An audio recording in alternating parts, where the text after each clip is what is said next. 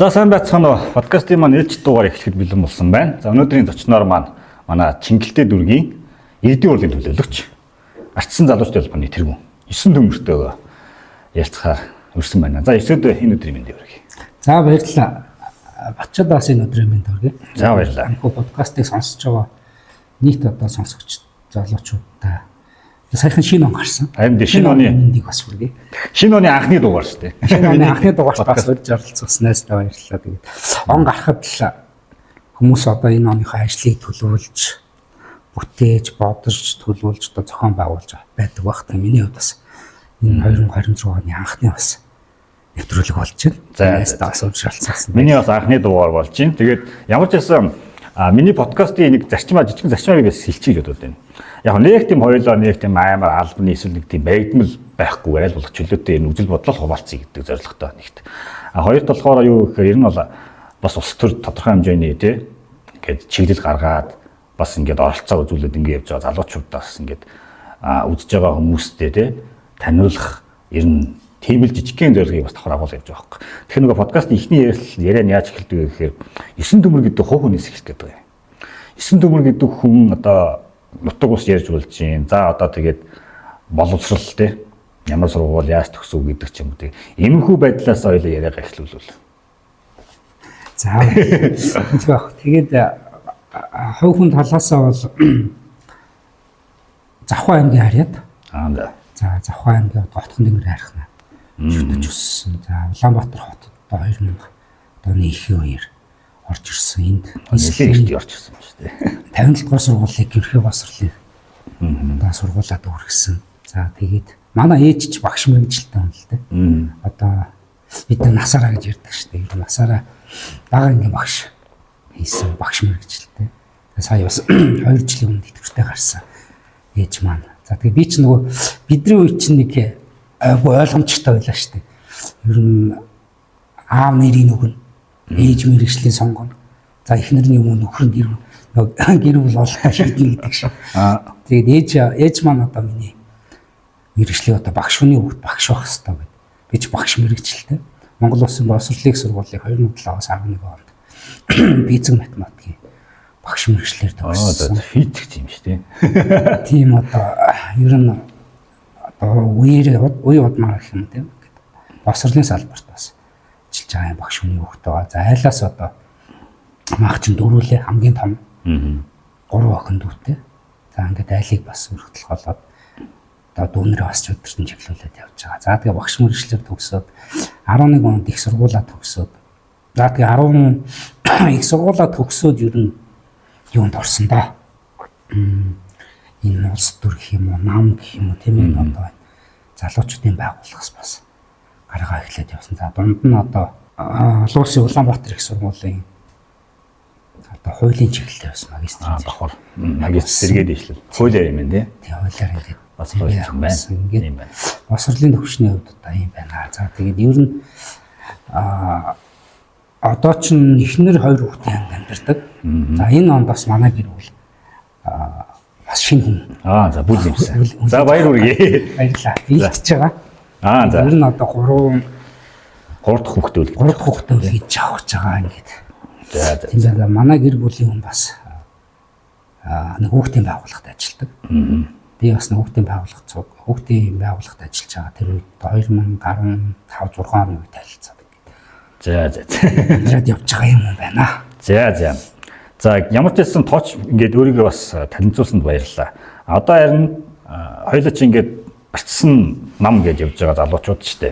Тэгэхээр би одоо ямар асуулт асуух гэдэг юм гэхээр за ингээд боловсрол бол физикч, математикч за тэгээ хуулиар бас ингээд магистр хамгаалсан гэж чинь тий. Тэгээ улс төр рүү яагаад орох болчих вэ? Энэ яагаад энэ улс төрийг сонирхдаг болоод ороод ирв гэдэг асуултыг бас асуумаар санагдаад байгаа юм. Энэ гэхдээ одоо ингээд одоо үед ялангуяа өөр бол физикч юм биш. Би одоо чиний физикч гэдэг мэдлэгийг өнөөдөр сонсож байгаа байхгүй юу? Тэгэхээр одоо яг нийгэмд ингээд тачи үеж өөрөө анзаарж байгаа бах тий. Нэг ураа янз асуудлаас гараад нөгөө тэнцээний их оромжууд энэ физикчд яг эрдэмтэд ингээл юм яриа л байдаг тий. Хоёр тал гарцаа хуваагдал ярьж байдаг. Тэр нөгөө физикийн мэдлэгийг бас сонгож байгаа хүмүүс бас цөөрөөд ингээд байгаа шүү дээ тий. Тэгэхээр тэр талын юмыг нэг талаасаа би хараад тэгээ чиний мэдлэгийг бас тийм илүү онцлж хараад байна л да. Тэгээ яагаад энэ хүн ингээд ус төрийн салбар руу орчих вэ? Ус төр рүү яагаад ингэж үзэх болчих вэ? За агуу тийм одоо би ч нөгөө ээжигээ гэх юм сонгосон мэрэгчлээ дагсан бол өдөөд нэг сургуульд ч юм уу те нэг дээд сургууль ч юм уу их боловсролын ч сургууль ч юм ингээд багш игээд байж байсан ба. Тэгээд ер нь манай ээж гэр бүлийнхэн маань бас тийм бас нийгмийн идэвхтэй хүмүүс байсан л та. За. Би ч бас 10 жил байхдаа сургуулийнхаа биологи авраг гэдэг миний зураг бас сургуулийн хүндэтгэлийн самбартаар байдаг байлаа. Манай ер нь бол улс төрд орох гол шалтгаан манай 10 жилийн ангийн найзын одоо юу гэдэг найзын аав нь бас энэ хороонд ажилладаг хүн байсан. Одоо миний одоо энэ амьдардаг хороонд ажилладаг. Тэгээ найзаагаа дагаж ирэх юм. Бид ч 10 жилд ч одоо найзуудаараа яв, найзынхаа аавын ажил дээр очно, янз бүрийн арга хэмжээ юмд оролцсон. Залуу байхасаа л ер нь одоо хороо гэх юм уу, иргэний нийгмийн байгууллага, сурагчийн өөрөө өдөртөх байгууллага энэ төр гээд хүүхд байхдаа бол тиймэрхүү зүйлүүд нэлээд ийм идэвхтэй. Тэгээд 2007 онд их сургуулийн оюутан болоод одоо тухайн үед чинь оюутны байгууллага бас нэлээд хүчтэй байлаа. Дугаалгатай байлаа.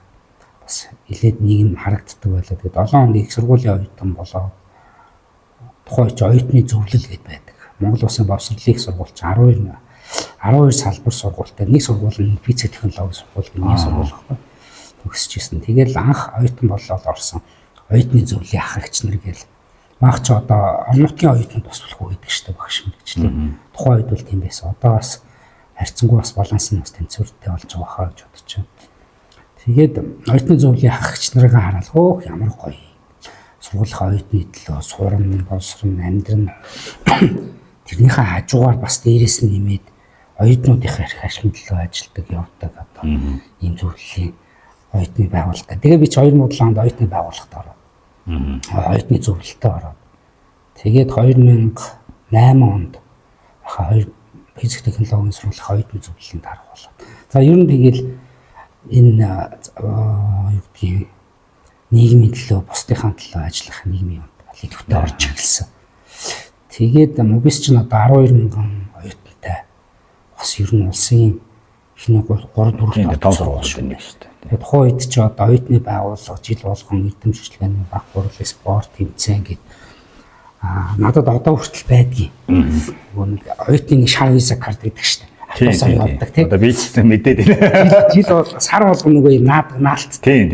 Одоо миний юу бас оюун юмд бас байдаг байхгүй би хадгалчихдээ. Тэгэл тэр чинь 12,000 оюутны автобусны шар виза карт, наалт, за тэгэл оюутны дотор байр гэл. Тухайн үед одоо би одоо яг оюутны байгууллагууд бас яаж ажиллахыг сайн мэдэхгүй. Гэхдээ яг энэ 2010-ад оны үед бол оюутны байгууллага бас маш хүчтэй ажиллаж ирсэн. Тэр үеэр л одоо оюутны байгууллагаар дамжиж тухайн үед энэ Монголын лектор төвгээд бас Монголын одоо залуучуудад илтгэх хурлаа мэтгэлцээний энэ одоо төвд бас анх тэрний сургалтанд сууж явж оролцож байгаа юм. Нэлээд нийгмийн идэвхтэй оролцоотой байсан юм нэ. Энэ сууриасаа л бараг ингээл явцсан юм биш. Тэгээ одоо гол нь яг ус төрлөө одоо ус төр гэдэг нам сонгочлоо шүү дээ. Тэгээ хоёул одоо ардсан намыг сонгоцсон байна. Ардсан намын гишүүн яг хэдийнээс болоод тэгээ яагаад ардсан нам гэдэг вэ? Одоо зөндөл олон намууд байна л да. Тэгээ яг одоо сүүлийн тасралтгүй нэг нам ингээл нэг олон жил тасгалсан чинь хүмүүс бараг тийш хөөлөрдөг байж байгаа жишээ нэ тий. Яагаад ардсан намыг сонгоод аваад ирдэг? За агуу энгийн дээ. Тухайн үед одоо бид нар чинь оюутан байхдаа Монгол Улсын тэргуун шадар сайн за байсан Норвегийн алтан ууг гээд даргач тэргуун шадар сайд байхдаа бид нар хамтраад 101 нэмэх гээд нэг төсөл 2011 онд эхлүүлж ирсэн. Ер нь байгаль орчин нээлттэй байна. 100 оюутныг сонгож аваад салбар чиглэлийн оюутнуудыг, залуучуудыг бас тэр мэтгэлцүүлдэг тэнд хооронд нь төсөл хөтөлбөр зохион байгуулдаг гэдэг. Ер нь тэр үеэс эхэлсэн. Тэрнээс өмнө нь бол одоо нэг Монголын лектор төв гэдэг. Тэр төвд ороод ерөөхдөө бас нилээдгүй энэ идэвхтэй. Одоо тэгээд бид нар ч нөгөө нийгэмд яг ийм бусдын төлөө оюутнуудын хандлагад явж исэн хүмүүс чинь ялцгүй нэг тийм намын хөвсөл сонгож орох тийм шаардлагатай байсан. Тэгээд тухайн үед л одоо Норвегийн алтан ууг шадар сайд байхад нь бид нар хамтарч 101 нэмэх төсөл гэж хэрэгжүүлсэн. 11 онд юм байна. 11 онд. Тэгэж яагаад энэ намд бас тэл үнэмшлэрээ сонгож бас орсон. Тэрнээс өмнө ч одоо ер нь монголчин хамгийн одоо 2015 оны байдлаар чинь 37 нам бас ажиллагаагаа явуулж одоо дээд хөвгт бүртгэлтэй байдаг юм билээ. Тий. Тэгээ маш олон намууд байна. Бүх намуудын одоо өөрсдийн гэсэн үзэл бодолтой, зорилготой, итгэл үнэмшилтэй, тийм гишүүдтэй байдаг бах. Тэгээ тухайн үед чинь ерөнхийдөө Монгол Ардын нам арцсан намууд хоёр хол нам байдаг гэсэн. Хүмүүс мэддэг нэ. Тийм л нам байсан. Айхтар ер нь тэр намыг сонгоо, энэ намыг сонгоо юм гэж айхтар бодооч итгэл үнэмшлээр явж байгаа л. Тэгээд холбогдоод нэг төсөлтэй холбогдоод тэгэл энэ заад устдал гээл. тэгэл алстаг байгаа л авсан да. Зөв. Одоо тэгвэл 9 маань одоо дүүргийн төлөөлөгч одоо сонгогдоо явж байгаа. Хэд анхных уу эсвэл давтан уу?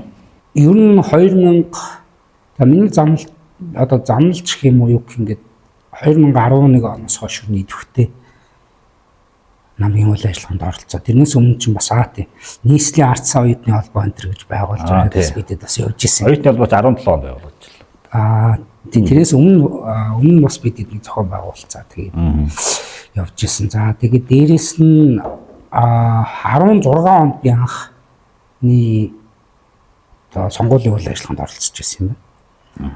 2016 онд дүүргийн иргэдийн оролцоо Чингэлтэй дүүрэгт өөрийнхөө амьдардаг манайх ч одоо тэндээ 3-2 амьдарч байна да. Амьдардаг бас хоорондоо нэр дэвшээд за тэгээд дүүргийн иргэдийн орлын төлөөлөгч болж байгаа. 16 он. За тэгвэл 20 онд яасан. За тэгээд 16-аас 20 онд чинь 4 жил бас тэр чинь тухайн үедээ би бас хамгийн Чингэлтэй дүүргийнхаа лав тийм хамгийн залуу тийм байна. 16 онд одоо бараг 10 жилийн өмнөх үлдээсэн байлаа.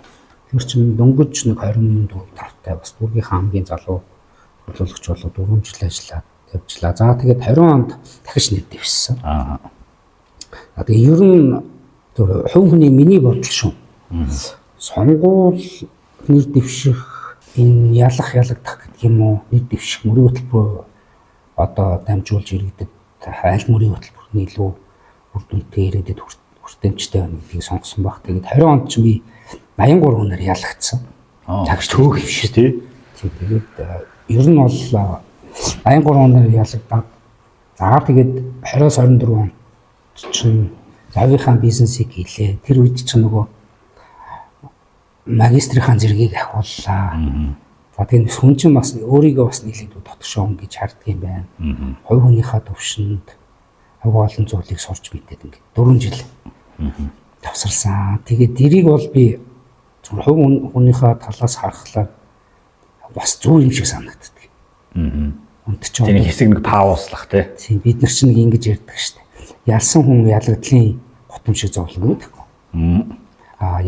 Ялагдсан хүн ялалтын одоо үшиг гэх юм уу, амжилтыг гэх юм уу, тийм ээ, ялалтын одоо тэр сайхан хийж бүтээх одоо төвжүүлгийг бас сайн мэдэхгүй байна. Тэгэхээр хүний амжилт чинь нэг юм циклтэй байнга ингээд өсөөд дэвшээд ингээд яваад байх. Нэг талаараа буруу. Нөгөө талаараа бас мэдээж ялах гэж амжилт байгуулах гэж мөрийн хөтөлбөр хэрэгжүүлэх гэж сонгуульд ордог. Тэгээд 4 жил бол одоо миний хувьд 20 оны сонгуул бол миний хувьд маш их зүйлийг мэдсэн, сурсан, залуу хүний хувьд шүү дээ. Сурсан юмыг ойлгосон өөр өнцгөөс харсан. За тэгээд 24 онд дүүргийн иргэдийн оролдонд дэвшээд бас дүүргийн төлөөлөгч болоод гэж 2 дахь удаага сонгогдсон. Одоо 24 оны сонгуул руу хоёулаа оръё л да. 24 онд Чингэлтэй дүүрүүд дээр одоо хоёулаа ярих гэж бодод. Танах одоо хэдэн төлөөлөгчтэй вэ? Мэдээ сөрөг хүчин бол ямар ч байсан байгаа. Гэхдээ арчсан намаас ер нь хэдэн хүн сонгогдсон байдгийг. Хэдэн мандатнаас. За нэгжийн тухай хуулиараа бол манай дүүрэгч нь 24 ороотой. За тэгээд хүн ам нөгөө газар зүйн хүн амнаас шалтгаал 35 мандаттай л та. Тэгээд нийслэлд 4 мандат. За дүүрэгт 35. Тэгээд энэ хуулиараа бас нөгөө бид чинь сая 24 оны сонгуулийн өмнө хуулинд нэмэлт өөрчлөлт оруулаад нийслэлийн иргэдийн оролт дэвшиж болдог. Дүүрэгт бас давхар дэвшиж бол нэг хүн 2 хүн дээр дэвшиж юм болсон тийм юутай байсан. Миний хувьд бол дүүргийн иргэдийн оролт нэр дэвшсэн. Тэгээд манайх ч одоо ер нь бас саяны Чингэлтэй дүүргийн одоо арц намын хувьд 35 төлөөлөгч бас 2 төлөөлөгч сонгогдсон. Цааш та нилээдгүй бас ажиллах шаардлагатай энэ махаагаар л чадчих. Би бол яг хүмүүс ярьдгийн үг Чингэлтэй бол одоо ялангуяа Ардсан намын хувьд бол маш чанга тойрог гэж. Би бол нэлээд хүмүүсээс одоо сонсч ирсэн байхгүй. Яг би өөрөө нэг Чингэлтийг өөрөө бас нэг амьдж өндөрдөг болохоор бас мэдэхгүй л да. Тэгээс нэг намтай холбогдож малгадаа явдггүй учраас яг л хөндлөнгөөс ингээ харахад бас нэг чанга юм шиг шиг сонгуулийн үр дүнгийн харахаар бас л ингээл те бас л нэг дүр зураг ингээд хит ингээ ялгаа тараагдж штэ дүнг харахаар. Ардын намын тэнцээ бүр амар хит олон болсон. Энд чинь манайхан ходоод жишээвэл 2 хүн судалдаж иж байгаа шиг.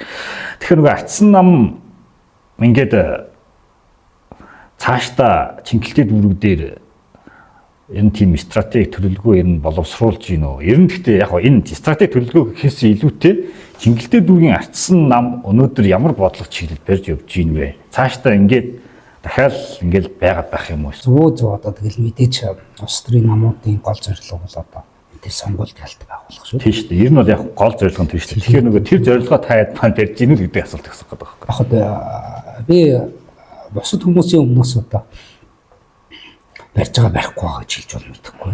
Одоо манайх чинь 3 мандаттай байсан манай тойрог. Одоо манай тойрогоос 2 төлөөлөгч гарсан.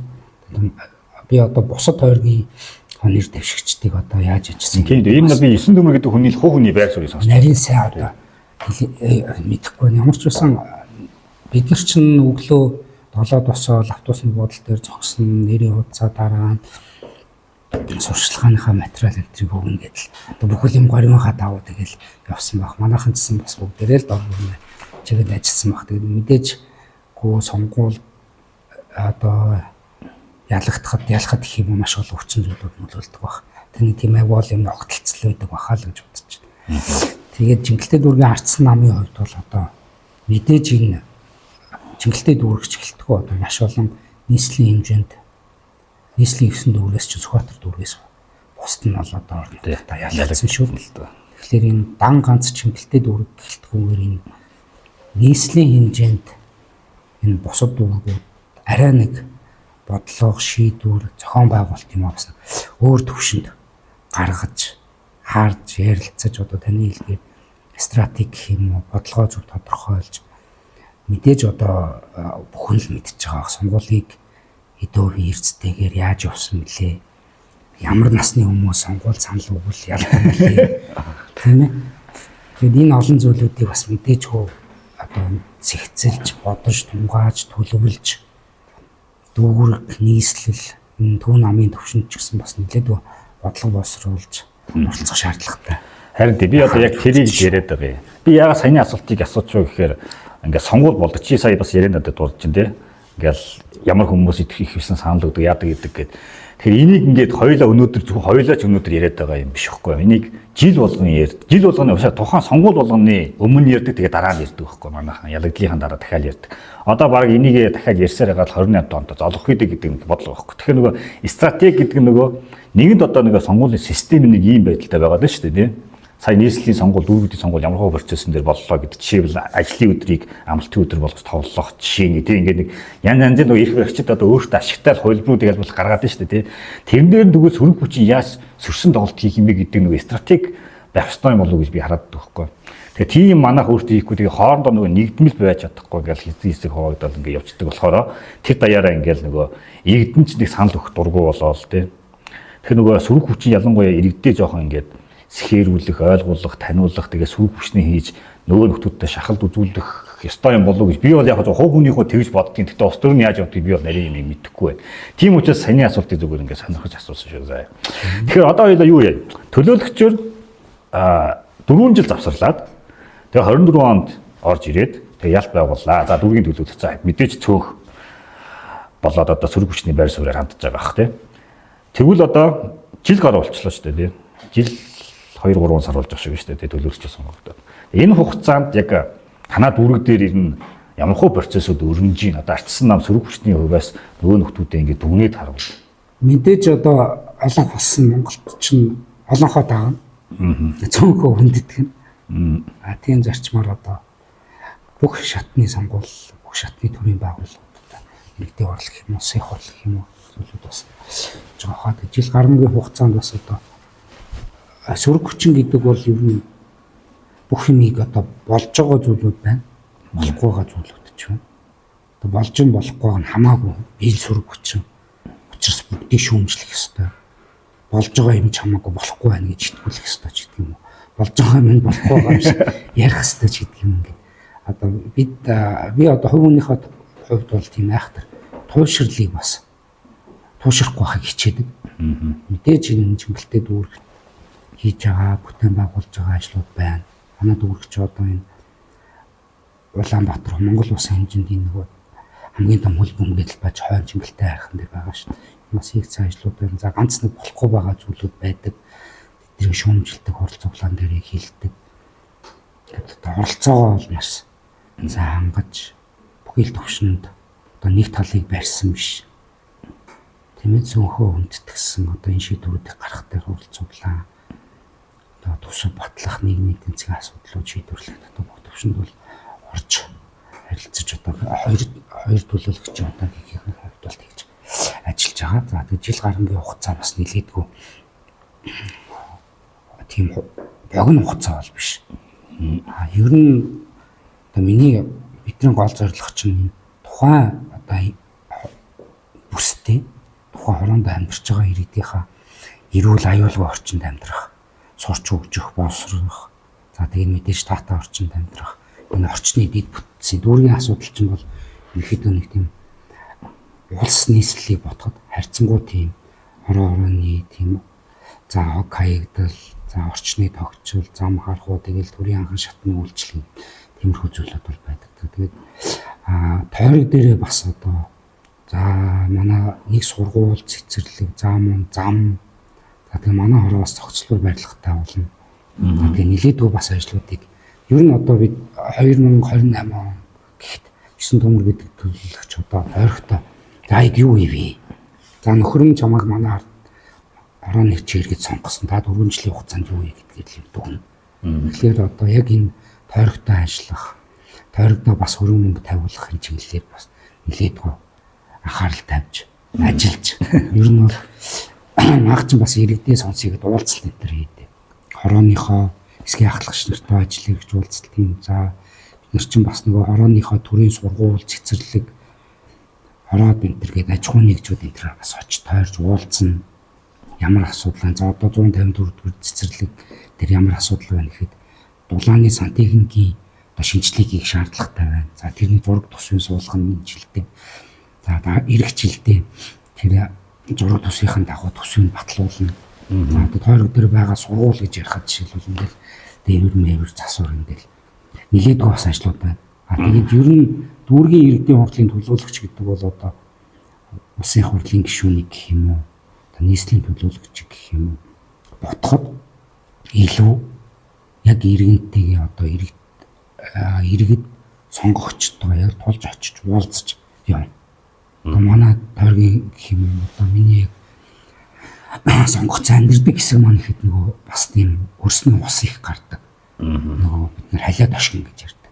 Тиймэрхүү зүйлүүд бас их гардаг. Тэгээд иргэдтэйгээ уулзах, очиж сонсох, иргэх холбоотой ажиллахыг л ер нь боддог. Одоо тэгээд манай нийгэмд чинь ийм л байдаг шүү дээ. Өө сонгол болцсон юм нөгөө өгч явж ийн гэж тийм ээ. Нөгөө чинь гараад ирчих. Одоо нэг пугмога барьцсан юм. Нийгэмд нэг ингэж хараад одоо дүүргийн ч юм уу нийслэлийн төлөөлөгч, аймгийн төлөөлөгч гэдэг юм уу. Төлөөлөгч гэхээр нэг дарга болчлоо гэж шараад ддэг гөнгөөс байгаад шүү дээ. Яг сүүлийн үед арай өөрчлөгдөхгүй байх уу гэж яг бид нар эсвэл мэддэг болохоор тийг шараад байгаа юм байна. Тэгтээ цаагаар ингээд төлөөлөгч болсон хүмүүсийг дарга болцсон тийм. Одоо бараг л бидний дарга болцсон. Тэгэл дарга хүн учраас ингээд биднэрт одоо тэгэх хэвээр ингэх хэвээр ингээд бөөн тусламжууд гуйлтуул ингээд хүмүүс ирдэм шиг үлэн шүү дээ төлөөлөгч рүү.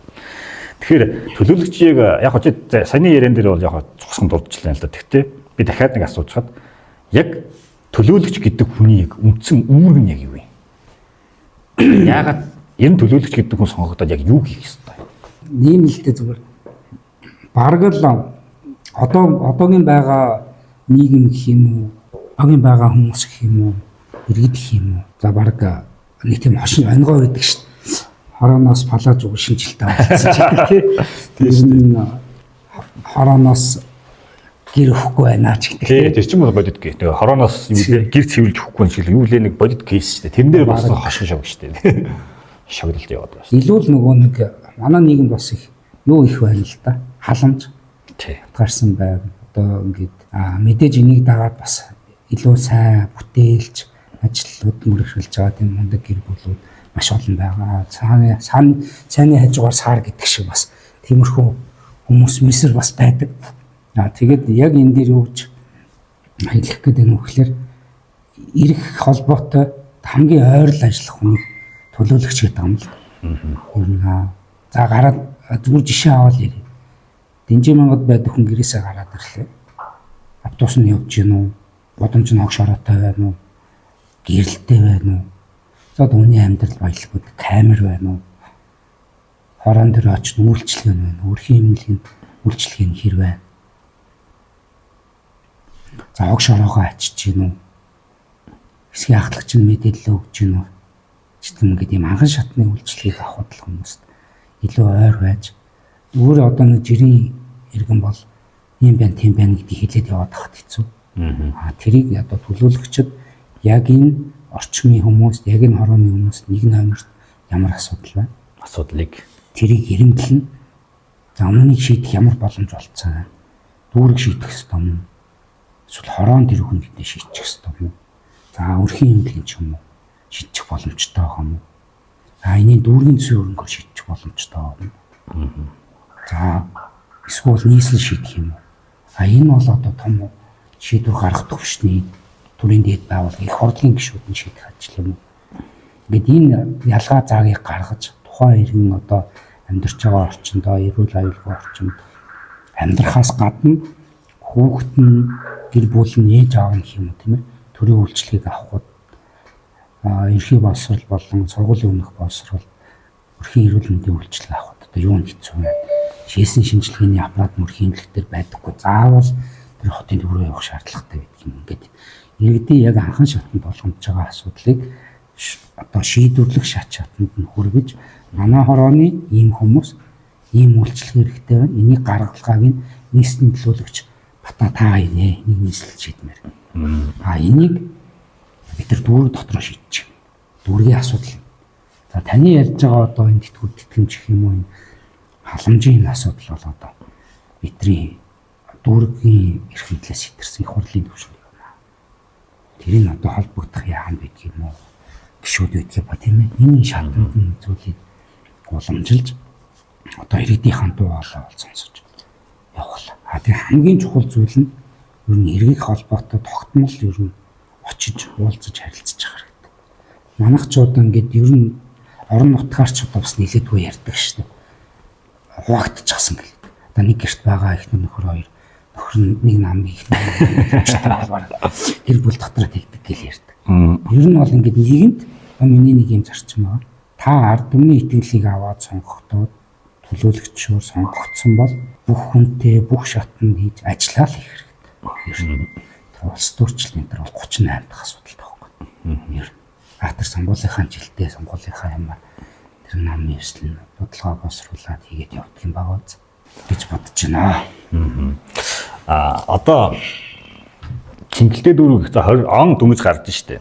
Тэгэхээр нэг оны өмнө мэдээж дүүрэг болгоно л төсөн өсвөө ярилцаал баталсан баг тий. Тэгээд би бас энийг сонирхмоор байна. Чингэлтэй дүүрэг дээр одоо эх энэ 26 онд ямар ажил сая тусгагдаж орж байна. Тэр талаараа хоёулаа бас хүмүүст гоё мэдээлэл өгвөл. Одоо чингэлтэй чинь бас төвийн бас чухал дүүргүүдийн нэг штэ. За олон ч үйлчлэгийн төвүүд байна тий. Үзэр үйлчлэгийн газрууд чингэлтэй дүүргүүдэр гэдэг штэ. Жил болгоны төсөөд за ер нь манай чингэлтэй чиглэлтгүй орон нутаг аймаг тэр бас бүгдээрээ тийм тэргүүлэх чиглэлээ тодорхойлдог байхаа гэж бодож байна. Манай дүүргийн тэргүүлэх чиглэл бол одоо 2025 оны үед ер нь энэ нийтийн эзэмшлийн байр, засвар, энэ одоо гадна засвар лифт гэдэг юм орчны тогтчлолт энэ амьдрах орчныг сайжруулах чиглэл рүү бас нэлээдгүй анхаарсан. За 2026 оны төсөв дээр бол ер нь Улаанбаатар хотын одоо төвийн 6 дүүргийн нэг манайх дүүргийн нэгдсэн имлэгээ бас одоо энэ хайлаас Дэнж Баянбүр дээр дэше өсөө цагаан байрны хүчиж онхор захын ард тавьцаа Чингэлтэй дүүргийн нэгдсэн имлэг за Чингэлтэй дүүргийн төрийн захиргааны төв байр за тэгээ дахин төлөвлөлтүүдийг бас нэлээдгүй хор төлөвлөж байгаа. За энэ Улаанбаатар хотын нэг асуудал болцоод байгаа замын төвчрөл Энэ автомашины зогсоол дээр бас 2026 он дээр бас нэлээд ач холбогдол өгч зураг төсөв техник эдийн засгийн үндэслэл дээр бас орсон байгаа. За би жишээ аваад ярил л да. Сургууль дээр цэцэрлэгтэй хүүхдүүд аваач л өгөх гэдэг. Өглөө оройд л ер нь сургууль цэцэрлэг ойр орчинд байгаа бүсэл төвчрлийн шалтгаан болоод байдаг шүү. Тий. Тэгэхээр Чингэлтэй дүүргийн хувьд бол 2026 онд бас нэлээдгүй төрийн байгууллагуудад чиглэсэн ялангуяа сургууль цэцэрлэгүүдэд чиглэсэн зогсоолтой болох.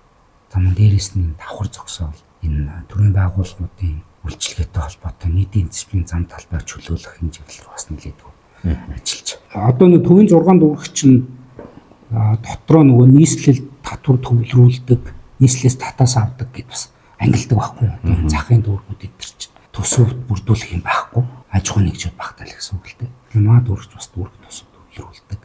За ер нь бол нөгөө сэлб одоо энэ 20 минутын хотын дахин төлөвлөлтийн үргэлж сэлб асгал мэсэл гэдэг яваад байгаа шүү. Манай дүүрэгтээ бас нэлээдгүй орж байгаа. Манай дүүргийн бас Сүхбаатар Чингэлтэй баг ороод 17 дугаар хороонд бас орж байгаа. За мөн дээрэс нь бид нар одоо энэ Баянбүр төр дээш өгсөд энэ цагаан байр 39 дугаар сургууль орчмын хойдолд бас дахин төлөвлөлтийн ажлууд бас 2012 оноос эхлээд явж байгаа. Ер нь бол ирээдүйд одоо иргэдэд нэг үе сонгох юу гин та орон сууцнд амьдрах уу гэд нийтийн эзэмшлийн нөгөө хувийнхаа хаус хашаанда сайхан амьдрах уу энэ одоо дахин төлөвлөлтийн нэлээдгүй зүйлүүд бас Чингэлтэй дүүрэг дээр явж байгаа. За тэгээ дээрэс нь нэгдсэн үндэсний байгууллагатай хамтраад бас манай дүүргийн дулаалга гадна талын дулаалдаг за дулаан алдалтаас сэргийлэх нарны эрчим хүч газ халагуурын төр гэсэн нэлээдгүй зүйлийг туршаад явж байгаа. Ер нь хот одоо яаж энэ хотын өмнө тулгамцсан асуудлуудаа шийдвэрлэх үү мэдээж энэ утаа төвчрэл нэг номерын асуудал байгаа. Утаанаас яаж салах уу гэдэг дээр одоо энэ мэргэжлийн байгууллагууд гадаад дотоодын одоо эксперт судлаачид утааг багасгахын тулд айл өрхтөр байгаа дулаалдагдлыг багасгахын одоо бенжиминд амьдарч байгаа утаа гэдэг айлыг л багт нүүрсдүүлдэг болгоё. Утаа баг гаргадаг болгоё. Тэрний тулд одоо гэрт амьдардаг бол гэр нь хаагаараа дулаан алдаад байгаа. Дулаалгын үе байшинд амьдардаг бол хаалгын хэсгээр юм цонхороо алдаад байгаа юм. Дээврээрээ алдаад байгаа юм. Дулаан алдагдлыг багасгах юм бол тухайн айл одоо баг галтуулна.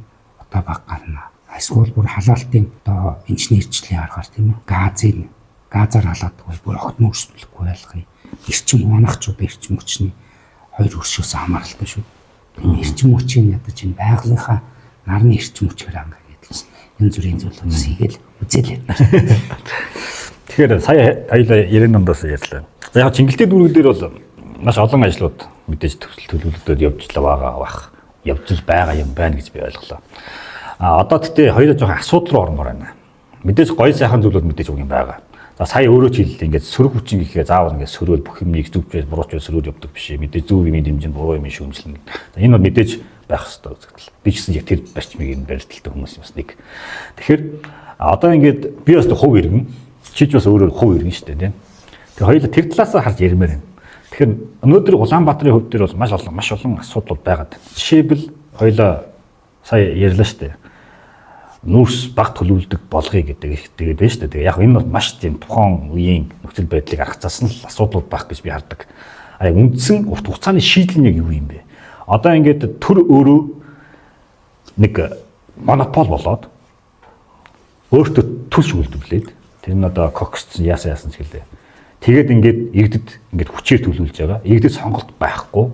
Иргэдэд хүссэн хүсээгүй тэрийг сонгох л тэрийг л авч төлнө. Өөр төлөх ямар ч төлш байхгүй. Өрсөлдөөн байхгүй тийм. Тэгээ ийм нөхцөл байдал дээр явж байгаа энэ системийг та нар яг юу гэж харддаг юм бэ? Би бол энийг бол нэг талаас бол ойлгохгүй байгаад байгаа л да. За зөв тэгэл энэ нийгэмд чинь болж байгаа юм чих байна, болохгүй байгаа ч юм байна. Тэгээд энэ ер нь бас шийдвэрлэх гарцах юм уу, шийдвэрлэх шийдлийг олох гээд ажиллаад л ах шүү ер нь. За яг гоо тэрэнд бол дээд төвтүүд бол ажиллаад байна гэж байна. Тийм шууд юм уу, эсвэл тойроо юм уу ямар нэгэн байдлаар одоо ажил хийж байгаа хүний нүдээс харахад бол бас ийхгээ шийдэх гэдэл үзээд ах шүү. Мэдээж маш одоо энэ подкастыг сонсож байгаа хүмүүс ч гэх юм уу чи ч гэсэн мэдчлэг авах, би ч гэсэн мэдчлээ нь Монгол улс одоо өөрсдөө нүгсээ экспортлоод идэг. Тэгсэн ирнэ гадаадаас агс гогцсон үрс хүнтэй аваад ирээд үлээд идэг. Харин тийм. Тэрүүгээр нь нэг бас асуудал наа ч юм уу. Он гараад энэ чамлуус ширснээс хойш 758 байсан санаадаг шүү. Иргэдийн одоо алтан айн мөрч гсэн байдаг. Үүнээс гадна одоо маш олон хүмүүс хордож, угаартаж эрүүл мэндээр огцсон гэж байна. Тэгээд одоо яг энэ нүүрсний гэх юм уу, Улаанбаатар хотод байгаа асуудлууд гэх юм ингээд маач нэг тийм дарангуйлсан тал руугаа л яваад байна л та. Иргэдэд нэг тийм одоо энийг түлэн ингэн та нарын дээр хордох ч хамаагүй, угаардах ч хамаагүй, өөрсдийнхөө буруугаас болоод баг та нар ингээд ийм байдалд хүрчээд байна гэж байгаа төр. Ер нь бол нийслэл. Одоо өөртөө ингээ яннгаа нээгөө баалаа тэр яндан мэдрэгчийн ажиллуулаагүй гэд иргэдийн буруу болоод байна л дээ ер нь. Бүхэл юм дээр иргэдийн буруу болоод. Одоо тэгээд он гараад бид нар чинь нөгөө AI-аар чинь бүгдийг торохдог болцоод байна. Тэгээд AI-аар торох чинь 2 3-ыг бид нар эхэлж бэлдэх хэрэгтэй байлээ. Нэгдүгээр тийм зам дэд бүтц юмаа сайжруулах, хоёрдугаарт нийтийн тээврээ хөгжүүлэх, гуравдугаарт энэ одоо хувь хүний энэ замын хөдөлгөөний дүнтэй хэм холбоотой яг энэ системээ илүү ойлгомжтой болохгүй. Одоо бол ингээл нийслэл бол савл хийвэл торгон үзэл юугаа тулгадаг, иргэдийн буруу болчихсон. Нэг тийм дарангуулалт дарахтаа болчлоо шүү дээ. Ер нь бол Улаанбаатар өөрөө. Би бол тэгж харагдаж одоо энэ Нямбаатар гэдэг нөхөр байх шиг шүү дээ. Яг ингэж л миний хувь хүний үнцгээс ингэж л уншигдаад байгаа юм л та. Улаанбаатар хотын сая 5-600 мянган хүмүүс. Бид нар энэ хүмүүс одоо амьдарч байгаа бид нар бүгд хийсэн сонголтоо ер нь эргэж харах. Дараагийн жилүүд тэр зүйлэл хармарах. Одоо ингэ цөөнх болчихлоо. Олонх нь мөрийнхөө хөтөлбөрийг хэрэгжүүлээ, шийдвэрээ гаргаад бид нар явж гинэ л гэж. Бид нар зүгээр яг юу гэж хэлэх гээд байгаа гол санаа нь гэвэл энэ одоо нийгмийг энэ одоо нэг нам олонх болох сонголтыг гадаадын ч юм уу одоо өөр хүн хийчихээгүй энэ Улаанбаатар хотод амьдарч байгаа хүмүүс л өөрсдөө хийж байгаа юм л да. Тэгэхээр одоо энийг болохгүй байх, бүтэхгүй байх гэдгийг одоо нийгмээрээ л хараад мэдж байгаа учраас энэ Улаанбаатар хотод амьдарч байгаа иргэд дараачихаа сонгох юмдаа бас илүү бодцтой, нухацтай харж ингэж шийдвэрлэх хэрэггүй бол одоо нэргсэн хойно ашиг биш. Бид нар одоо хот дээр байгаа хүмүүс Монгол ардын намынхан гэх юм уу тийм ээ олон болсон хүмүүс. Одоо биднийг сонгосон 45-аар нийслэлтэд бид нар яасан. Бид нар өөрсдийнхөө мөрийн хөтөлбөрийг хийгээл явж байна. Яг уу мөрийн хөтөлбөр та нарт одоо цөөн хэмчин олонхоод байгаа л явна. Энийг хийн гэдэл байдаг. Тэгээд одоо яг ингээд бодит байдал дээр бол амьдрах нөхцөл байдал маш хүнд байгаа. Тэгээ манайх чинь тийм юу яадаг болсон шүү дээ. Буцын цаанаас л ингээд спонтоггүй ингээд ямар нэгэн шийдвэр гаргах нөхцөлд оролцдоггүй. Нөгөө яг өөрийнх нь гэрийнх нь хаалгах гэх юм уу хаалгаар нь ороод гэрт нь нөлөөлөхгүй бол айхтар сайн мэддэггүй л. Яг нэг талаас иргэдийн ухамсарын асуудал бас нэг байгаа. Тэгэхдээ иргэд мэдээж одоо үр дүнгээр энэ хөтөлбөр бол за нэг мөрийн хөтөлбөр, хоёулаа мөрийн хөтөлбөр ярьлаа. За тэр мөрийн хөтөлбөрөөр хэрэгжүүлнэ гэж болно хамлалт дэвшүүлээл тэгэл ялж байгаа шүү дээ. Тэгээд хамгийн гол нь энэ хөтөлбөр нөгөө мөрийн хөтөлбөрийг биелүүлэхгүй байгаа тэр нэгт асуудал байгаа байхгүй. Тэгээд би болохоор ингээ шахмал түвш хоёулаа ярьлаа шүү дээ. Ингээд монопол өрсөлдөгч байхгүй. Нэг нөхөр чи нэг түлгээл хүчээр шахацсан. Хэрвээ бид нар тийг төлөхгүй л хөлдөж өгөхөөс өөр сонголт болчиход байгаа байхгүй. Тэнгүүл тэрийг түлээд амь насаар охирч байгаа хүмүүс байгаа байхгүй. Тэнгүүл иргэний буруу болоод байгаа байхгүй. Би бол тэрийг бол 100% төрийн буруу гэж. Магадгүй одоо өрсөлдөө байсан бол тийм. За энэ нэг 5-7 түвшийн хажууд дахиад нэг өөр нэг түвш байж байгаа. Хувийн хвшлэж идэв юм аа тийм. Тэгээ иргэд одоо нэг 2-3 тийм сонголт байсан бол тэрийгээ сонгоод тэрэндээ угаартсан байсан болоод яг уу ингээд иргэний асуудал болгож болохоор байгаа байхгүй. Яг уу чи өөрөө сонголтоо хийж энийг авсан шүү дээ гээд энэ ч өөрөө сонголтын асуудал байхгүй шүү дээ. Тэнгүүл өнөөдөр манай төр юу гэж харж байгаа юм хүчээр нэг юм тулгаж төлөвлөж хүний амь насанд асуудал бий болгочоод тийгээ иргэний буруу болгоод ин гэдгийг би өнөөдөр өөрөө маш том асуудал юм болоо. Энийг өөрчлөх ер нь боломж байна уу? Ер нь одоо жишээлбэл дүүрэг дээр энэ асуудлыг ер нь ярьд юм уу ер нь? Ийм асуудал энэ ярьж гин үү? Юу болж гин? Яг бодит байдал нэг юм байгаа юм. Чингэлтэй дүүрэг дээр бол эрхлэх асуудал гэж байна л да. Энэ бол одоо нийслэлийн засаг даргын хамт газар буюу нийслэлээс хариуцж хийж байгаа ажлаа. Дүүрэгт одоо энэ дэр зөвхөн нийслэлээс ирсэн шийдвэр, зөвлөмж, дүрм журмын дагуу гүйцэтгэж байгаа. Эрчим хүч засгийн газрын төвшөнд эрчим хүчний яам бол одоо энэ асуудал чинь нийслэл шийдэж байгаа манайхтай хамаарлгүй. Саяхан бас энэ сонсгол энэ төрөөр бас харсан баг. Ингээд нийслэл рүү манайх мэдэхгүй нийслэл мэднэ л гэж та. Дүүрэг дээр очихлоо.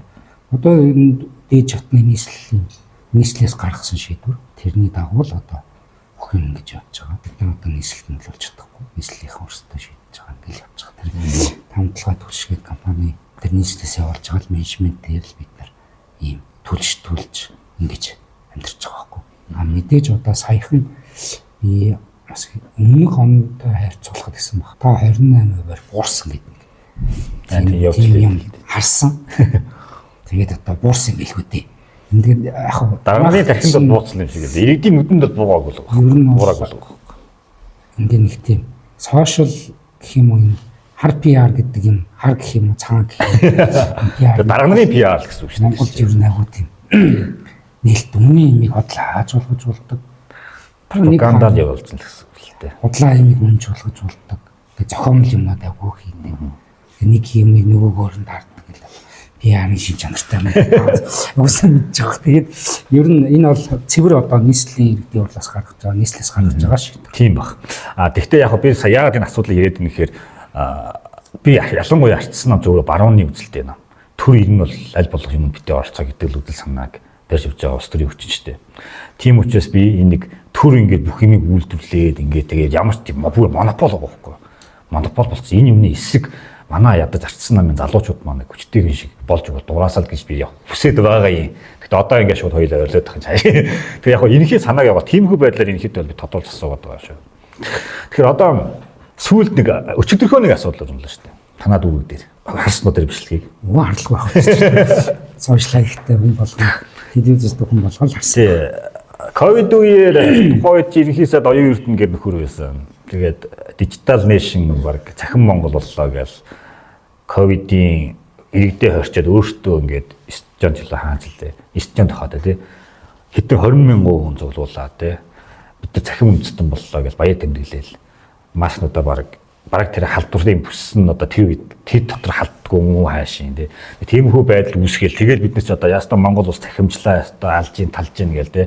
Иргэдийн одоо тэр хүн суртал иргэдэд тулгардаг хүн суртал багс чинь тэр үйлчлэгийг юм бол цахимаар бүгдийг авахаар боломжтой боллоо гэж аим сүртэй PR хийгээл яваад байлаа штэ. Тэгсэн чинь одоо жишээлбэл өчигдөрхөн нэг бичлэг задарлаа.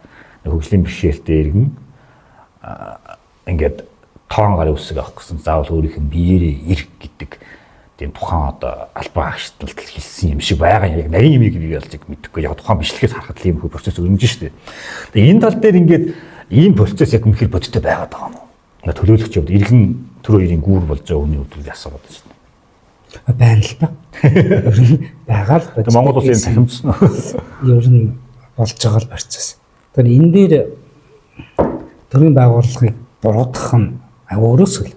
Тэр чинь яг нөгөө дүрм журм хуулиараа л хүний хувь хүний өмч, хувь хүний төрөнгийг одоо тэр хүн өөрөөр захиран зарцуулах гэдэг юм уу, шилжүүлэх гэдэг юм уу тийм ээ.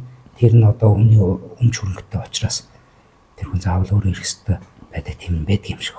Зүгээр энэ дээр яг миний яг бодож исэн, миний харж исэн үнцэг гэх юм бол эргээд нэг сонгуультай холбогдох гэдэг юм л та. Тий хамаагүй шүү дээ. Сонгуул болохоор яадгүй гэхэлэр ч одоо хэвтэрт байгаа настай хүнийг очиод машинтай 2-3 машинтай очиод хар машинтай очиод саналыг авчдаг үст.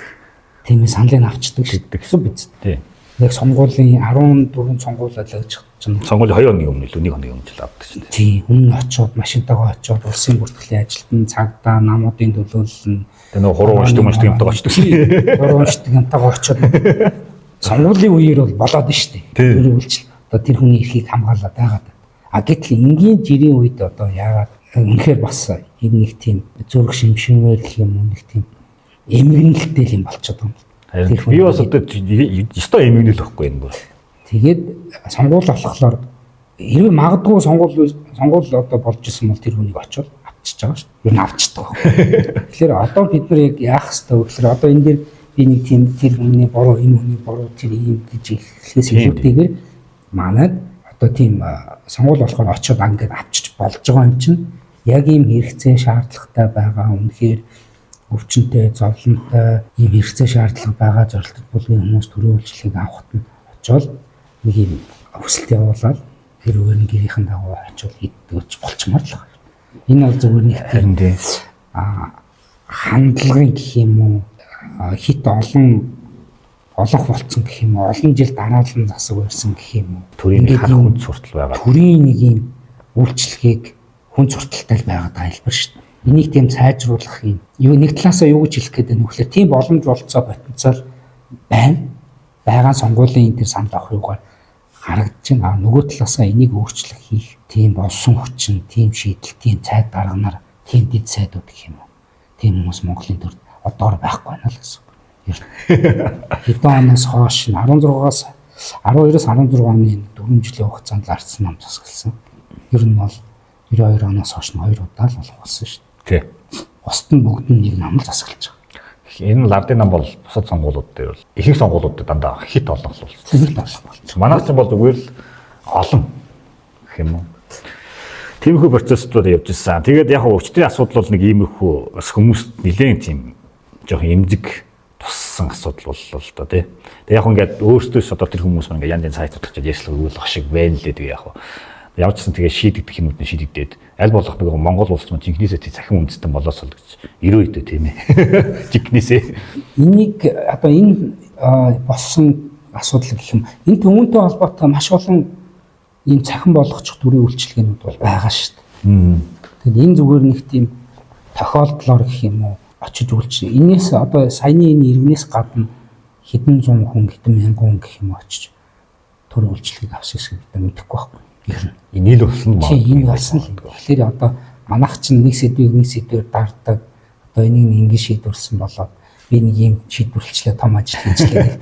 Бодохгүй нэг дараа нь гарч ирэл нэг нь уучлахгүйгээр нэг нь ингэсэн гэл өнгөрөх баха. Тэгээ үр дүнд нь зүгээр альч нам ялсан бай, альч нам засгалж ирсэн бай. Бид нар энийг иргэдээ, ээлтэй сонгуул болохоор л хайр зардалдаг биш. Босод үед ч гэсэн ер нь бүх юмыг сонсож нээлттэй баймарлах. Тэгээд ер нь нэг хэд одоо ингэ нэг тийм өөрчилж яахгүй бол одоо ингэ сая бас нийгмийн сошиал дээр тийм баахан юуныг гинүү татварын газрын даганаар гадаж явсан юм аа. Бас тэр өчтөрийн мэдээлэл шүү дээ. Тийм. Энэ чинь манай энэ чинь зүгээр баруун аялсан гэдэг байна шүү дээ. Ирсэн болоо ирээгүй болоо мэдэхгүй байна одоо. Тэгээ болохгүй зүйл ил гаргаж байгаа нь тэр бах та тэгээд. Тий. Том улс төртөө л манайх чинь улс төрийг бол агуулсаа сүбрийдэг болчиход шүү дээ. Нэг мэдээллээр дарна ингээл агуулсан зөвлөд болох баха. Гэхдээ ингээл төсвийн мөнгөө дарга нар маань ингээд аялаад ичээ нөгөө иргэдэн татвартаа дарлуулад тэгээд одоо нэг зүйлийг хоёул чухалчлаад ярихад 24 оны сонгуулиас ингээл дараагаас хүмүүс их тийм татвар бууруулах гэж бас нэг хэсэгтээ ярьдаг болчих. Улсын хурлын гишүүд бас тийм шаарддаг болцсон байна лээ. Ардын нам яг мөрөө хөтөлбөртөөч бас тийм ярьж л байсан. Тэгсэн мөртлөө одоо иргэдийн нуруунд дээрх татврын дарамтыг бол сая 26 онд бол би бол буурахгүй яг төсөвтөр тийм тосгдсонгүй шүү дээ. Тэгээ энэ татвар ер нь буурах тал дээр одоо иргэдийн хурлын төлөөлөгчдийн нөлөөлөх болоод байд юм уу? Одоо шууд хэлэхэд бол тийм бидний эрх хэмжээнд чинь тухайн одоо чиглэлтэй дүүрэг дээр л ярьчих л да. Дүүргийнхаа хэмжээнд дагаж мөрдөх одоо хог тээвэр гэх юм уу тийм ээ дүүргийн төсөв гэх тийм татвартай холбоотой тийм шийдэгдэх юм бол байхгүй юм. Заавал их хурлаар улсын хурлын төрийн эрх барихтыг байгуулгын шийдвэрлэх асуудал байна. Ер нь одоо татвар бүтэхгүй байгаад байгаа л гэж би ойлгоод байгаа шүү дээ. Аж ахуй нэгжүүд орлох болохгүй байна. Нийгмийн худалдаа авах чадвар сул байна. Сул байна. Тэгээд би сүүлийн үед бас анзаараад байгаа нэг айл өрхөд энэ аппликейшны зээл 2-3 зээлтэй байж байгаа. Өрнөөс өрний хооронд зээлийн хооронд тэр чинь амьдрах орчин нөхцөлийн хүнд байна л гэж бодож байгаа даа.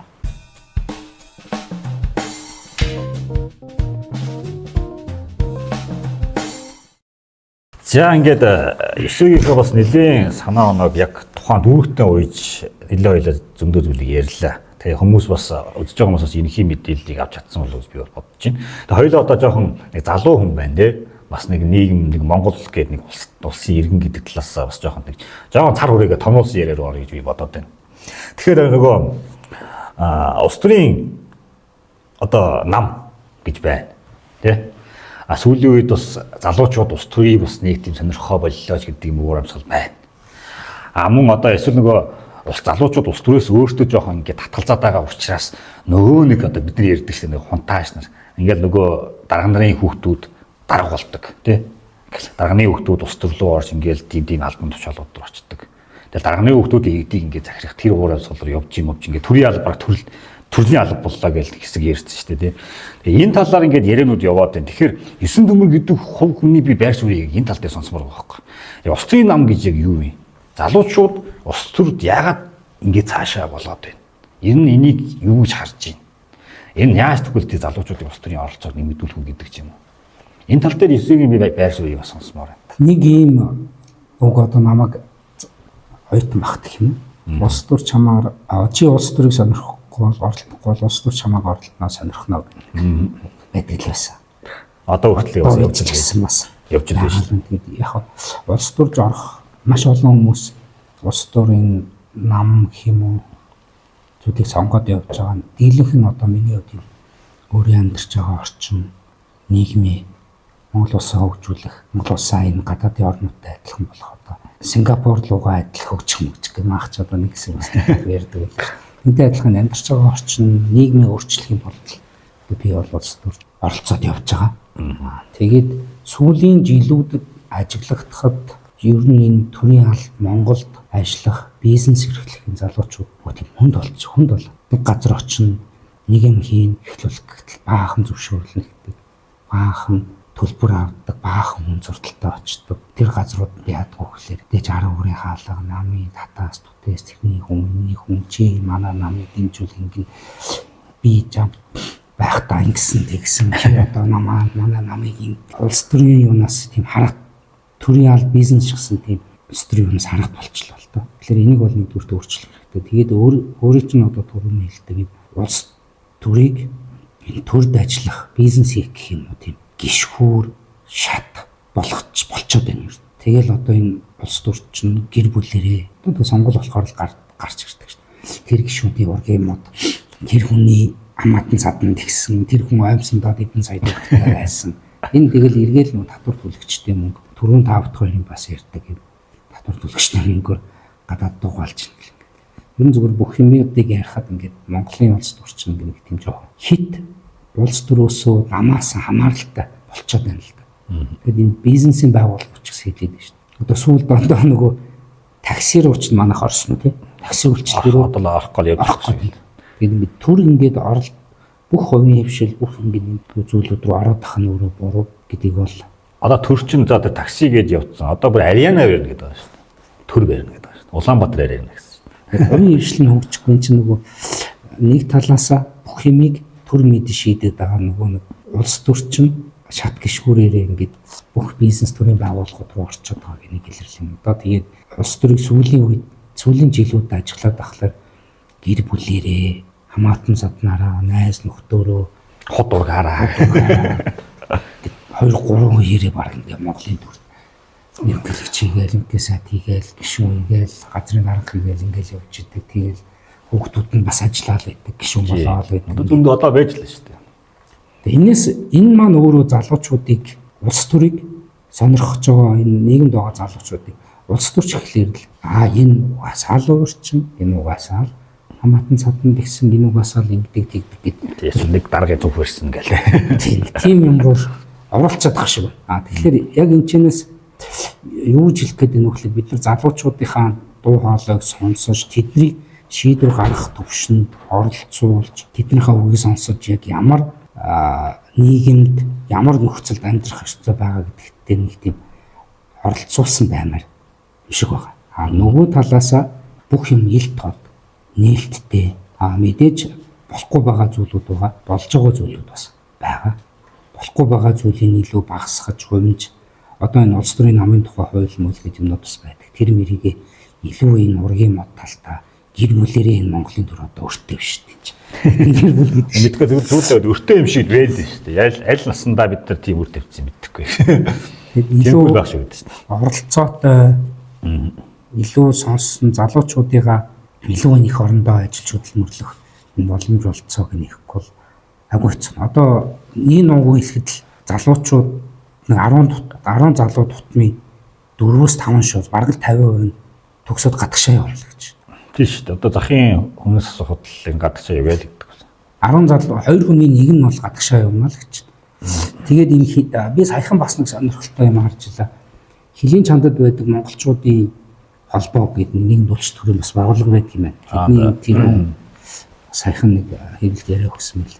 Монгол улсын 300 гаруй мянган иргэн яг одоо албан ёсны шүү. Одоо албан ёсны гэдэг нь нөгөө виз мэдүүлээд албан ёсны гэсэн байгаа. Энэ чинь нөгөө харлагддаг тоо энэ нь ороогүй гэсэн. Энэ одоо оруул баг нэг дахин нэмэгдэж магадгүй байна. Одоо бидний бас баталгаагүй учраас тийж ярих байна. 300 гаруй мянган иргэн гадаад амьдарч ажиллаж хөдөлмөрт сурч. За эднэрийн бол 26 орчим хувь Солонгос улсад 20 орчим хувь нь Америк. За үлдсэн хувиуд нь бол Япон, за Австрали, бусад орнууд. Тэгээ Европ орнууд. Тийм Европ, Азийн орнууд ч гэсэн байгаа. Тэгээд 300 гаруй мянга гэдэг ч бас их тоо шүү. Тэгээ юм их тоо шүү. Тэгээд эндээс харахаар энэ улсад гэх юм уу манай улсад одоо тэгээд намайг дандаа болохгүй бүтэхгүй юм яриад байна гэж сонсогчд маань бодож магадгүй. Тэгэхээр энэ асуудлыг ярмаар байгаа зүйл яг хэлж байгаа шүү. Энэ бол бага тоо биш. Манай улсын гадаад иргэд манай улсад одоо маач 3 сая 500 орчим гэхэлэр чинь 1%-тай тэнцэх гадаад иргэд орох юм болтой шүү дээ манайх чинь. Тэгэхээр бол тэр тоо нь бол дүүрчээд байгаа. Тэгээ манайх улсаас бас гарч байгаа энэ иргэдийн маань тоо бас их байгаа даа. За тэгээд энэ тэр иргэд маань ямар учир шалтгаанаар эндээс явж гин үү очоод ямар учир яагаад буцаж ирэхгүй тийчнээ ажиллаж амьдраад байна уу гэхлээр нэг 4-5 шалтгаан байлаа. Эрүүл аюулгүй орчинд амьдрах гэж байгаа. Утаагүй гэж байгаа. Тий. За тэгээ нийгмийн стресс бухимдал энэ зүйлээс эрүүл аюулгүй орчинд амьдрах гэж. Хоёрдугаарх нь энэ хүнсний аюулгүй байдал Монгол улсад зеро болж байгаа. Одоо зеро болж байгааг хэлчихэд айхтар боруудахгүй бах гэхдээ болж байгаа юм цаа. Үнэхээр хүнд. Манайх юм махгуурлаасаа босд юмнуудыг бүгдийг гадаадсан. Мэргэжлийн ялтай байгууллага гэж байдаг ус байхгүй бас мэдж байгаа тийм. Одоо дараачих нь энэ хүнсний аюулгүй байдалтай холбоотой маш их хөгжил байна. Одоо гадаадынх бол энэ хүнсний аюулгүй байдалтай маш их анхаарч байгаа учраас таалагдж байна гэж. Гадаад амьдрах. Дараачих нь за хөдөлмөрийн үнэлэмж байна л да. Хамгийн чухал. Хөдөлмөрийн үнэлэмж байна. Том ах чинь татвар торгуулаад нэмээд идэг. Авсан залингийн нэмдэггүй. Тэгээ татвар болсон орлогынхаа талыг хүсэж байгаа. Талын хүчтэй. За тэгээ мэдээж маш олон ихтэй сургуулиуд байна. Чанартай боловсрол. Чанартай боловсрол хэрэгтэй байна. Сүүлийн үед ч одоо залуучуудын дунд дотоодын сургуульд өгсөн гэвэл баг энэ чинь та гадаад явах уу? Та чинь бурхан биш үү? Русангийн тийм өнцгэг юм бас бага юм шиг санагдаад байна. Тэгэхээр дараачих нь асуудал энэ хүүхдүүдийн сургууль мэдлэг боловсрол эзэмших гадаад тийм сурах. Тэгэд ийм шалтгаануудаас болоод нэлээдгүй бас. Уул нь энэ асуудлуудыг Монголдо шийдэх бол бүр боломжтой шүү дээ. Тэгээд гадаадад мэдээж тэглгүй байх уу? Ихтэй сургуулиуд гадаад явж байгаа энэ 300 мянган иргэд Монголын сургалттай залуучууд Монголын хийж бүтээх насны дээр явж байгаа хүмүүс байна. Гэр бүлийн хамтлан Монгол залуучууд зээлийн төлөө зээлээ дарах гэж ипотекийн зээлтэй нэг амьдрах орчин сайжруулах гэх ипотекийн зээл авна. За нэг өвлийн үүдэн машин авна. Одоо тийм машин бүрээс аваад унахар чинь тэр чин загнуул юу вэ загнуулаад тахвал амтлуулаад байгаа юу вэ бүрүүлсэн гэдэг нэг атлуулаад их ажилгүй хүмүүс гэдэг бүрүүлсүүдийн татварыг нэг дахин нэмэх ёстой ч гэнэ үнгэл дарамт дураараа шүү туйлширсан бүх юмыг залуучуудын айлуу баймсан хэлбэрлээ ороод байгаа юм л да. Ер нь бол нэг залуучуудыг өсөн бойж дэвших биш улам цааш нь түлхдэг л тийм аль болох залуучуудыг дөрвүүлэх сонирхолтой тийм болгочлоо шүү дээ. Би бол тэгж харддаг. Маш олон залууч. Одоо энэ гадагшаа явж байгаа хүмүүсийн ихэнх л залуучууд байна шүү дээ. Залуу гэр бүлүүд маш их гардаг боллоо. Тэгээ саяны одоо чиний саяны яадаг 5 асуудал бүгдийг би яг л байж байгаа асуудал гэж харж байгаа. Гэхдээ уул нь бол энийг олигтойгоо шиг төр засагтай байсан бол энийг шийдэх бүрэн боломжтой гэж байна. Даанч нөгөө төр маань хит их ажил хийх гээ. Дээр одоо манай чиний өмнөх зочноо манай мөнх эрдэнгээ залуу оржсэн. Тэр хэлсэн. Төр хит их юм хийгээд байгаа учраас л бидэд гай болоод байна гэж байгаа байхгүй. Магадгүй тэр зүг баг. Төр одоо ингээд түлш рүү орлоо. Одоо нефт рүү орсон. Нефтийн чугны төр хариуцж байгаа тий. Үнэний тогтооцсон. Бүх юм одоо баг одоо тэгээ сая хоёлоо такси ярьлаа. Одоо Ариана барьна гэж байгаа юм. Ховын хвшлийн дажгүй явж байгаа бүх бизнес рүү төр орж байгаа. Энэ өөрөө л биднэрт маш том дарамтыг төр өөрөө үүсгэж байгаа болов уу гэж би хардаг. Илүү яг хөө тэгээд энэ залуучуудыг хөдөлмөрлүүлэх одоо ажилтай орлоготой бизнес эрхлэхэд энэ танил талбай бол явахгүй байна л гэдэл судалгаа гарч байгаа яг бодит байдал тавьчихсан тийм л байгаа л та. Тэгэхээр энэ залуучуудыг гарааны шинэ бизнес эхлүүлэх, стартап, за гэх мэт тийм жижиг дунд үйлдвэрлэл гэж ярьдаг шүү дээ. Баг хаацсан бизнес хийхэд нь төрөөс татвараас нь эхний одоо хөнгөлөлттэй байдаг ч юм уу. Тэрийн дэмждэг, зээлийн өгдөг. Манайх ч одоо тэгээд болохгүй юмнууд яриад байна л та. Жижиг дундын зээлийг чинь яаж хуваадаг нь одоо мэдж байгаа шүү дээ. Тийм үү. Яг ингээд Монголд улс төргүүгээр, танил талгүйгээр ингээд бизнес хийгээд явхад жирийн иргэдэд үнэхээр хүнд байгаа. Тэгээ банкны хүүн өндөр. Тэгээд яг өөрийнхөө чадвараараа хөдөлмөрлөөд ингээд яг жижиг дунд бизнес эрхлээд ингээд явах тийм залуучуудын тийм таатай орчин бүрдүүлмээр л байна. Харин. За. Тэгээ хоёулынгийн ер нь ярилцах цаг гэр нэлийн явсан байна. Тэгээд эсвэл бас нэлийн олон асуудлуудыг ярьлаа. Ялангуяа хоёулаа чингэлтээ дээр болж байгаа процессүүдтэй дөрөөлж жишээ авч бас олон асуудлуудыг ихэд ярьлаа гэж би харж байна. Тэгээ одоо ярьсан цаг маань ихэд дууссан. Тэгээ эсвэл маань одоо өөр одоо нэг хэлээг үлдээсэн ч гэдэг юм уу. Тиймэрхүү юм байвал бас одоо эцсийн мөчт нэг юм хэлбэл санал юу байна.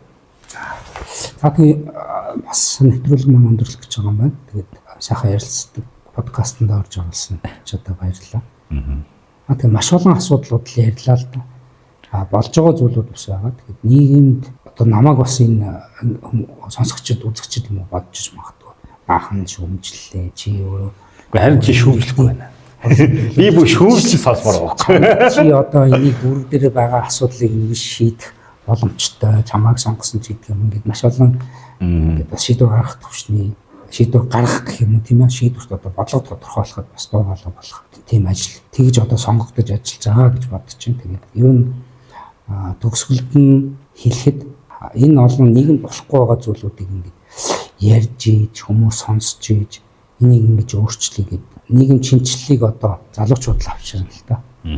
Залуучуудаас л бид нар шин санааг олон ургалж үзлийг асуудал ярьж болно. Гэхдээ мөн бас шийдлийн давхар ярьж шийдэлтэйгээр энэ асуудал байна. Энэ асуудлыг ийм шийдлээр ингэж шийдэж болно гэдэг зүйлийг илүү одоо бас шийдэлтэйгээр ярьж бодлого болж төгрөг дээр гэх юм тийм үү бас хэрэгжүүлэх юмсан гэж бодож чинь тэгээд ер нь Улаанбаатар хотыг энэ залуучууд дээлтэй байх, залуучуудад дээлтэй хот болгох, хүүхдүүдэд дээлтэй болгох. Энэ нь одоо хүүхдэд дээлтэй байна гэдэг нь бүхий л төрийн үйлчлэгээ, бүхий л одоо хүүхдүүд мэдээж альтернатив зам дээр явж чадахгүй, годамжин тохилог цэвэрхэн зориултын юм замтай авах хэвээр. За тэгээд нөгөө замын дүрмийн ойлгомжтой. Ер нь хүүхдэд дээлтэй байна гэдэг бол тухайн хот одоо бүх юм хүндэж эхэлсэн байна л гэж одоо хэцүү үндэсний байгууллагын хийсэн хүүхдэд дээлтэй хот гэдэг судалгааны юмс харагддаг л та. Тэгээд хотыг хүүхдэд дээлтэй болгохын тулд бүх шийдвэр энэ улсад амьдарч байгаа бүх хүмүүсийн залуучууд нэгдсэн дуу хоолойгоо өргөж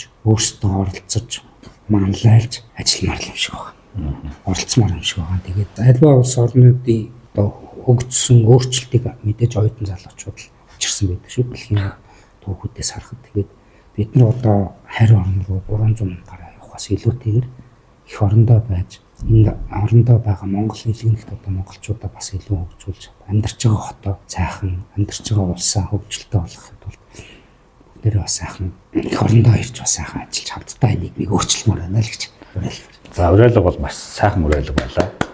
Тэгээ ямар ч гэсэн чиний энэ гой уриалга бодит байдал дээр би хэрэгжих болов гэж маш их найдаж байгаа. Яагаад гэвэл хэрсүү үе бий болсон байна. Тэгээ сая нөгөө чи хэллээ шүү дээ шүүмжлэл би бол чамаас бараг тийм шүүмжлэл ерөнхийдөө энэ подкаст сонссонгүй гэж бодож шүү. Ер нь бол яг хоо шүүмжлэл гэдэг чинь бас муу зүйл биш байхгүй. Шүүмжлэл гэдэг чинь алдааг засах маш том хөшүүр байхгүй. Хэрвээ Монгол улс шүүмжлэл хэллэх тийм ирэхгүй байсан бол бид нар хойц солонгос болох хэрэгтэй байхгүй. Хойц солонгост одоо жишээл би очиод шүүмжлэл хэлэх ямар ч ирэхгүй байхгүй. Би шууд цааслуулна шүү дээ. Би кимч нөгөө хин тэр өдөртөгчийн муулахад л би цааслуулна шүү дээ. Тэр ийм эрхчлөө гэдэг зүйлийг хэдүүлээ мэдрээд амтлаад ингээ явж чинь. Тэгвэл эрхчлөө гэдэг чинь үүрэг хариуцлах нь бас давхар явдаг. Тэг үүрэг хариуцлах гэдэг маань иргэдийн бас иргэд маань эрхээ нэг талаас мэдж байгаа ч гэсэн үүрэг гэдэг хариуцлага гэдэг зүйлийг бас ухамсарлах ёстой болов уу гэж би боддог.